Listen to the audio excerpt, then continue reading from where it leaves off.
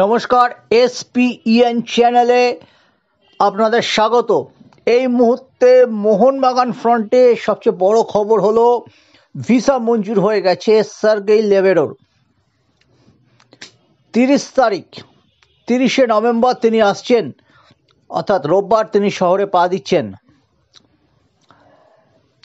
1 December থেকে শুরু হয়ে যাবে মোহনবাগানের প্র্যাকটিস। বিকেলেই হবে, সল্টলেক স্টেডিয়ামে হবে।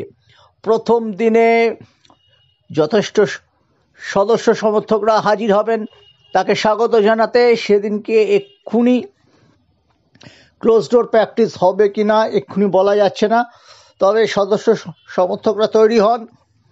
অন্তত বরণ করে নেওয়ার কিছু একটা সুযোগ তারা পাবেন। দমদম এয়ারপোর্টেও তারা থাকবেন।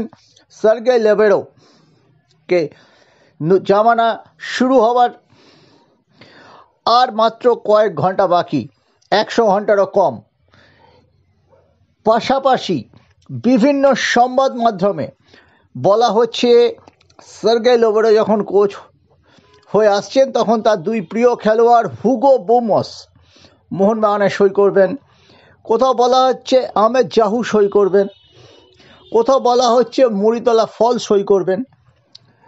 কিন্তু ঘটনা হলো, যদি 3টে প্লেয়ারকে ছাড়তে হয় মোহনবাগানের, বোঝাই যাচ্ছে আইএসএল 2 পর্বের যেটা আইএসএল দেখে আসছি, যে 12-24টা ম্যাচ, তারপরে আরও কিছু 27টা মতো ম্যাচ কোয়ার্টার ফাইনাল, আরও 2-3টে ম্যাচ খেলতে, সেরকম কোনো পরিস্থিতি হচ্ছে না।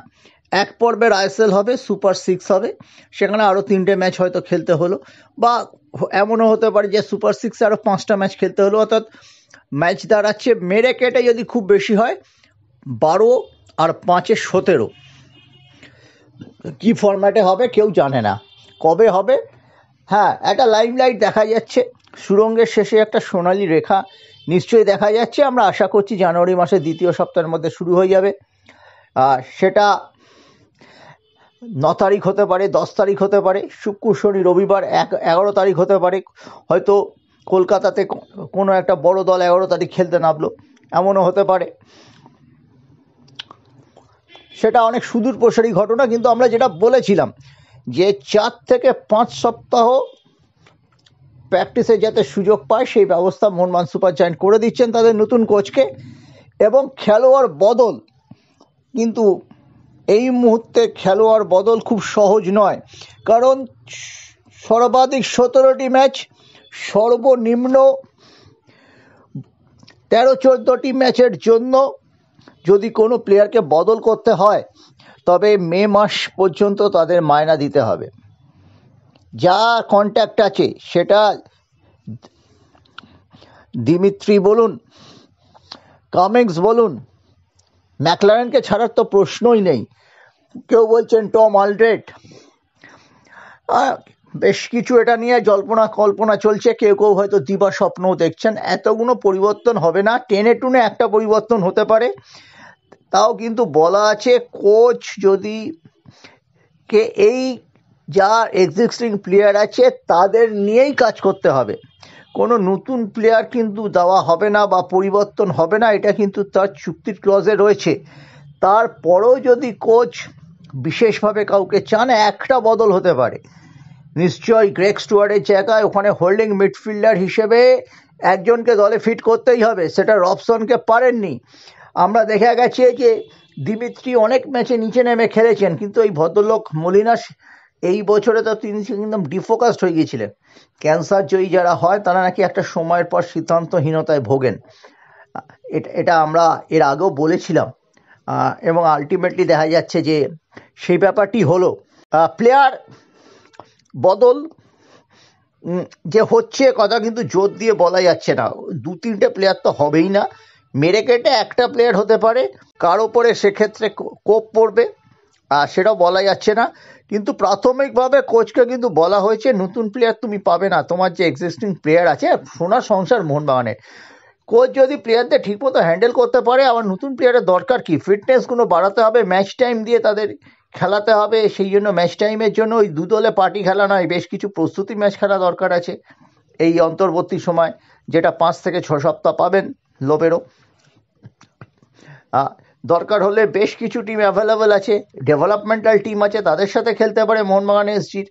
প্রতিপক্ষের বেশ কিছু দল রিলায়েন্স ফাউন্ডেশন লিগের জন্য তৈরি হচ্ছে, ডায়মন্ড হারবার এফসিকে বললে তারা খেলতে পারে। এরকমভাবে পরিকল্পনা নিয়ে খেলতে খেলতেই কিন্তু ফিট হবেন প্লেয়াররা, এটাও মাথায় রাখতে হবে। বসে বসে মরচে পড়ে গেছে, এবারে তো খেলাই হলো না, কোনো ফিক্সচারও ছিল না, কোনো রোড ম্যাপও ছিল না মরশুমের গোড়াতে, এটাও একটা ফ্যাক্টর। যাই হোক, এটাই কিন্তু বড় খবর। প্লেয়ার চেঞ্জ হচ্ছেই, এ কথা কিন্তু জোর দিয়ে বলা যাচ্ছে না। এমনও হতে পারে যাদের কথা আমরা বলছি, হুগো বোমোস, মুরিতলা ফল, জাহু, এরা কেউ এলেন না, ওই মিডফিল্ডে হোল্ডিং মিডফিল্ডার হিসেবে একজন নতুন কোনো নবাগত প্লেয়ার এলো, একেবারে আনকোরা, কিংবা ইন্ডিয়াতে অতীতে খেলে গেছে, এরকম কিছু হতে পারে। যেটা বলা হচ্ছে এটা পুরো আর কি মানে জল্পনা কল্পনা, এত সহজ নয় কিন্তু প্লেয়ার পরিবর্তনের, কারণ ম্যাচ সংখ্যা কম। ম্যাচ সংখ্যা যদি 2 পর্বের লিগ হতো তবে নিশ্চয়ই টিম ম্যানেজমেন্ট দেখতো। এখন একটা ডিসেম্বর মাসের মায়না দিতে হবে, 6 মাসের মায়না দিতে হবে, কেন করতে যাবে টিম ম্যানেজমেন্ট? এটাও কিন্তু প্রশ্ন। পয়সার অভাব নেই মোহনবাগান সুপার জায়ান্টে, এটাও নিয়ম ঘটনা, কিন্তু পয়সা নষ্ট করারও তো কোনো টিম ম্যানেজমেন্ট চাইবে না। পাশাপাশি আরও একটা তথ্য দিয়ে জানিয়ে রাখছি যে গোলকিপার কোচ হয়তো পরিবর্তন হচ্ছে না, সময় হাতে কম আছে। গোলকিপার বিশাল কাইতের পারফরমেন্স যথেষ্টই ভালো ছিল, একটা জায়গাতেই তো পারফরমেন্স ভালো ছিল, তাই গোলকিপার কোচ হিসেবে মলিনার জামানায় দায়িত্বপ্রাপ্ত কোচকেই লোবেরো হয়তো মেনে নিতে চলেছেন। রাত পর্যন্ত এমনই কথাবার্তা হয়েছে, ভিসা মঞ্জুর হয়ে যাওয়ার পর এমনই কথাবার্তা হয়েছে টিম ম্যানেজমেন্টের সঙ্গে। এটাই ছিল কিন্তু আপডেট।